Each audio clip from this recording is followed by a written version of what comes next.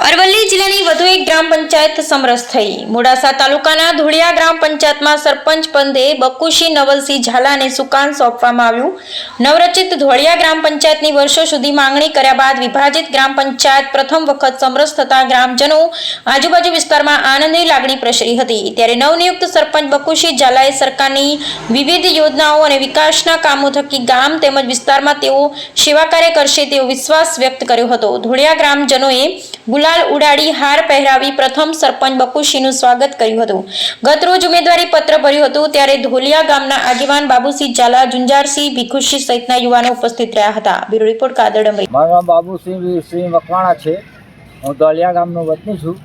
અમારા ગામની અંદર આ ચૂંટણીનો જે આયોજન કરવામાં આવે એમાં અમારું આથી પહેલાં બોડી ગ્રુપ ગ્રામ પંચાયતની અંદર અમારું ગામ આવેલો હતો।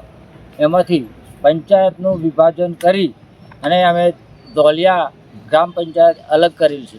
એ અમારા ધોલિયા ગ્રામ પંચાયતની અંદર મડાસના કંપા બાજુનું પેટાપરા તરીકે રાયપુર અને અમારું ગામ અમે સર્વે બધા એક થઈ એક માળાના મણકા બની અને અમારા આ પંચાયત સમરસ કરવી એવું ગામ લોકોએ બધાએ પહેલાં અગાઉ ભેગા મળીને નક્કી કરેલું। અને અત્યારે હાલ જ્યારે ચૂંટણી આવી ગઈ છે ત્યારે અમે બધાએ થઈને બકુશીને અમારા પંચાયતના ઉમેદવાર તરીકે જાહેર કરવા માટે અમે સમરસ બનાવી અને અમારા ગામની અંદર કોઈ ખોટો ખર્ચો ન થાય એના લીધે જે ગામડાઓની અંદર વેરઝેર ઊભા થાય છે એ પણ ન થાય એવા કારણોસર અમે આ સમરસ અમારી પંચાયતને સમરસ બનાવવા માટે અમે સર્વે આજુબાજુના ગામના ભાઈઓ બહેનો માતાઓ સર્વેના સાથ અને સહકારથી અમને સારી એવી ગામની પણ ભાવનાઓ મળી છે અને એ ભાવનાઓ મળતી રહે એવી અમે આ ઈચ્છા રાખીએ છીએ।